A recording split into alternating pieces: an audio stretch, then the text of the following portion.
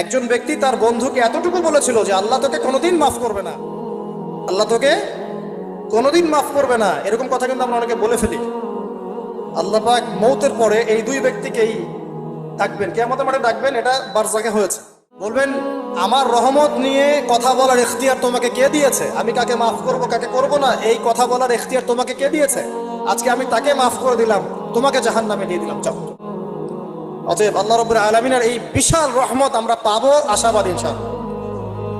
এই কারণে আমাদের প্রথম যে বিষয়টা ফোকাস করতে হবে, আল্লাহ রহমত পেতে হলে আমাদের অবশ্যই বস্তুবাদিতা ত্যাগ করতে হবে। আল্লাহ পাক দুনিয়া পছন্দ করেন না। দুনিয়ার মোহে যারা ডুবে থাকে আল্লাহ এদেরকে পছন্দ করেন। দুনিয়া প্রয়োজন, যতটুকু আমার দরকার আমি করব, যতটুকু প্রয়োজন নাই এই বিষয়টা আমি পেতেই হবে। চাই চাই আরো চাই, হ্যাঁ, দুহাতে চাপাও হাত পেতে নাও, ঋণ করে ঘি খাও, এইসব দর্শনের ধার ধারবো না আমরা ইনশাআল্লাহ।